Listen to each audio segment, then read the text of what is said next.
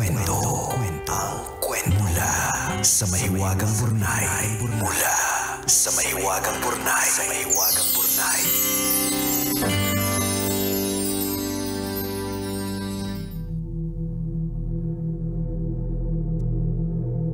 Bayan, title pa lang, ayoko na magbasa. Pwede ba ikaw magbasa? Kaya mo yan. Title, Black Lady. Nako. Eto na. Ay nako, may upo pa naman ako ngayon. Katinalalamunan ko. Anyways, isang kahindik-hindik na hapon sa dalawang nagkikinangan sa radyo. Ang kumikinang ina nyo na si Nicole at ang kumikinang na ulo na si Diego. Alam nyo, ilang beses ko nang sinubukang isulat ang aking makapanindig balahibong karanasan, pero hindi ko matapos-tapos. Sadya kasing nangingilabot ako.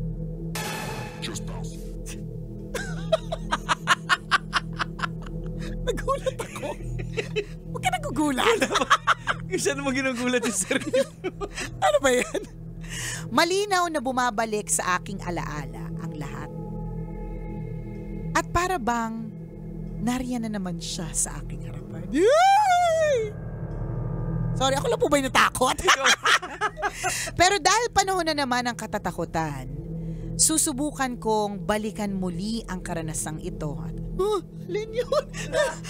Wala! Masyado ko!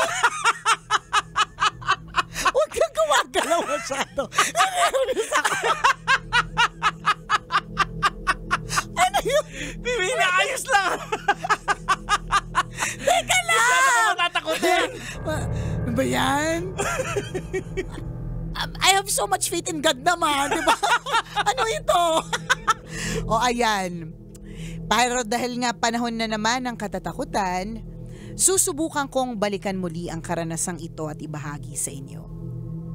At sana ay matapos ni Nicole ang pagbabasa ng sulat ko nang hindi siya nagugulat. O diba? Intro mo palang nagulat na ako eh.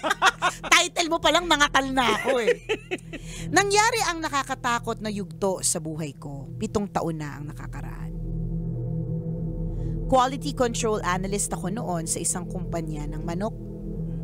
Naatasan akong mag-inspect at mag-audit sa mga planta sa Cebu, Bacolod at Iloilo. Natapos ko na ang Cebu at Bacolod at kararating ko lang sa Iloilo. Isa na lang at matatapos ko na ang audit, kaya naman excited na akong makauwi sa amin sa Mindanao. Gaya ng dati, hinatid ako hanggang hotel. Pagpasok ko pa lang, kinilabutan na ako.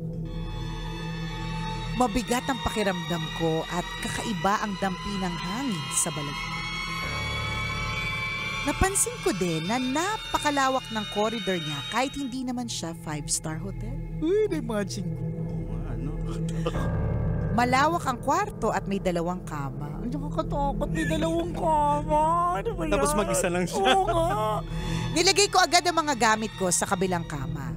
Pinaghiwalay ko pa para ma-occupy ang buong kama at hindi ako mamalikmata ng kung ano-ano.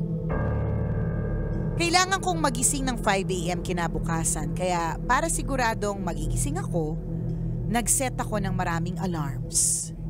3 a.m., 4 a.m., at 4:30 a.m. Ano? Wala! Masyado!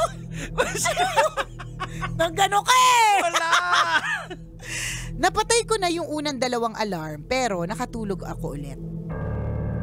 Sa pagkakaidlip, nanaginip ako.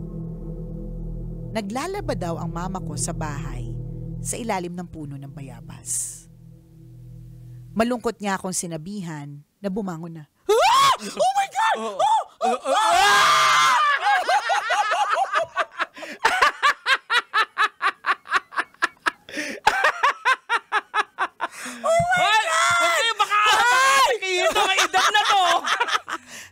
Grabe kasi kawalang kaya na may edad na ako. Hindi ko sure. Grabe! Oh my God! Yung takot ko! Hayop! Sino naglagay dyan sa pinto? Sino naglagay dyan sa pinto? May biglang sumilip.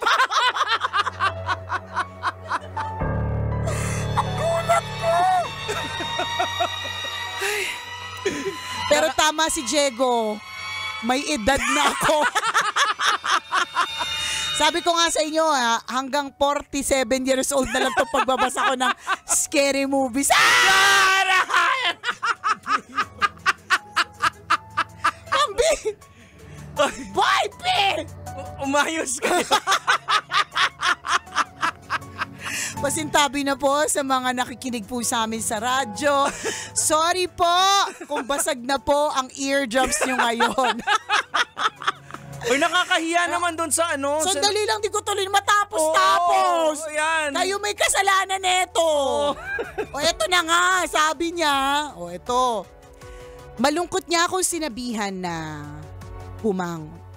Tuloy mo lang yan. Ano ba? Ano ba inaayos mo dyan? Huwag ka mag-ayos. Early retirement letter ni Chuper yan. Huwag ko tingnan. O eto na. Sige. Yung mama niya nga sabi,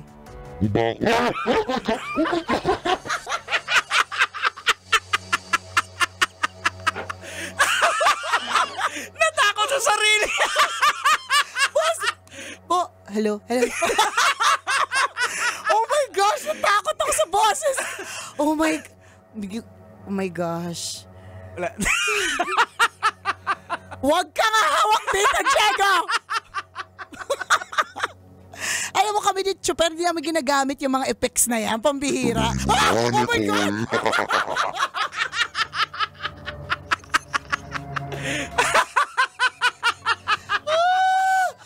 Diyos ko po. Diyos ko po. Anong oras matatapos ng segment na to? Napakalaking pahirap. Anyways. Teka, inom ako tubig. So, dun sa panaginip, ang sabi ng mama ko, bumangon ka na anak at nagagalit na siya. Uy, sino nagagalit? Nakakatakot ko sino nagagalit. At biglang bumukas ang mga mata ko at nagising ako bigla sa nakita ko. Oh my gosh, ano nakita mo? Nakatayo sa paanan ng kama ko ang isang babae, mahaba ang buhok, nakasuot ng mahaba at long sleeves na gown na kulay itim at nakatitig ng masama sa akin.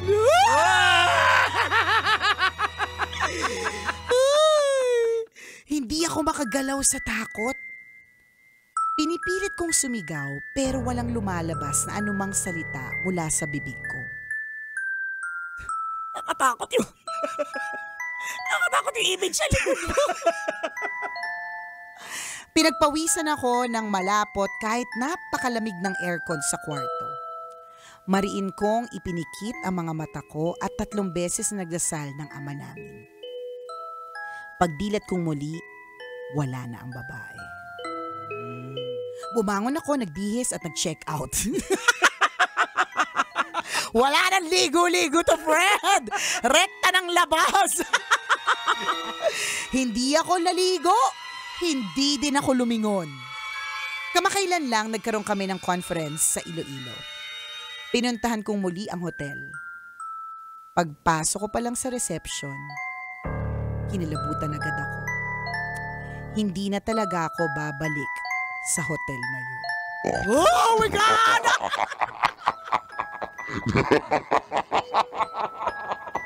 Nakakainis!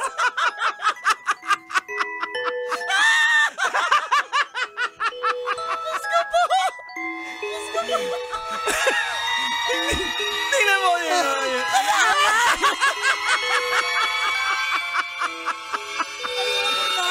Hanggang October 31 ba to?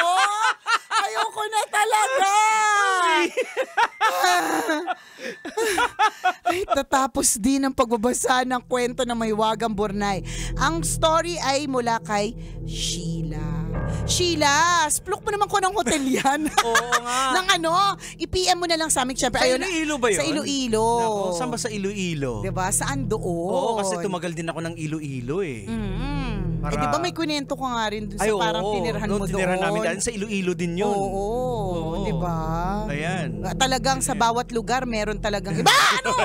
Yung elepante mo nahulog. Ayoko na nga itong suotin. Nakakainis. Napapahamak ako. Walang hiya. Sorry mo, sabog yung mga eardrums. Pasensya na po. Pasensya na. Ano ba yan? Nagugulat pa rin ako dito sa babae doon sa pinto. Mabihira. Pasensya na po dahil basag po ang mga eardrums po ninyo. Pero katulad ng lagi naming sinasabi kapag scary ang episode, 'di ba? Meron pong mas makapangyarihan na pwede po nating kapitan at kampihan, 'di ba? At yun ay si God, wala nang iba, 'di ba? Kasi in history, never pa naman nanalo talaga yung yung kasamaan eh. Pero paano kaya, 'di ba? Sila ba yung fallen angels? Sila ba yun? Well, wala namang account talaga nagsasabi sa Bible na kung sila na, pero they exist. Nangyayari siya. Meron ba sa Bible na nakasabi ng mga parang kababalaghan? Meron ba? Meron, kasi merong mga binabanggit na huwag kayong maniniwala sa mga nakikipag-usap sa mga patay. So, nag-i-exist sila 2,000 years ago. So, nangyayari talaga siya. So, kapag ka nakikipag-usap ka sa mga patay, so ibig sabihin, hindi ka dapat na nakikipag-communicate. Yes, oo. Kasi nasa ibang na sila, dimension. Yan. Kasi may positive. Ayan na, may lumitaw! Hindi ko kaya.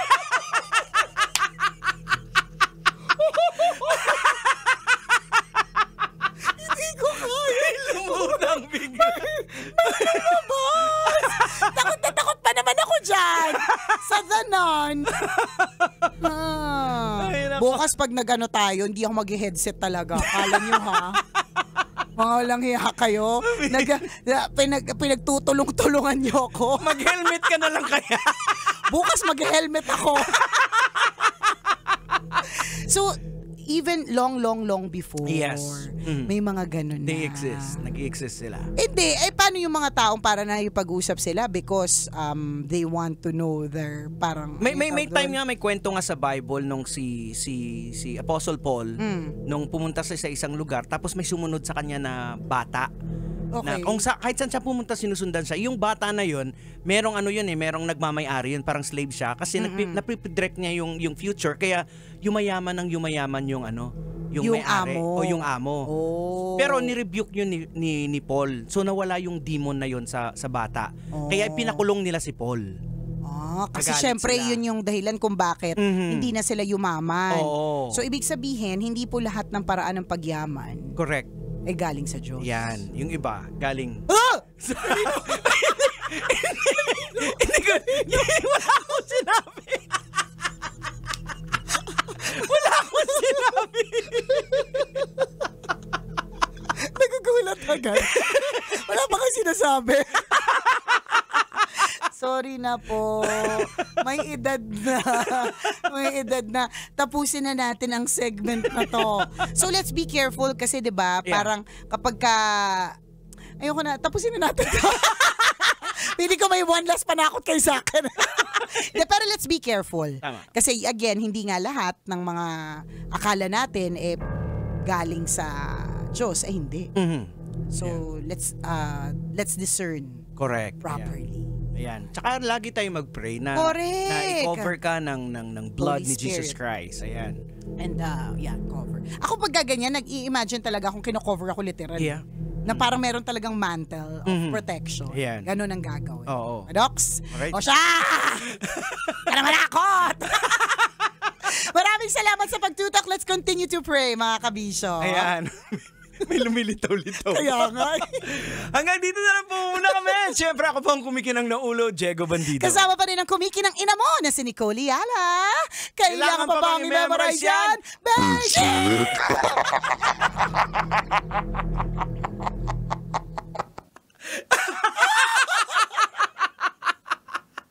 Kailangan pa bang i-memorize yan? Love Radio.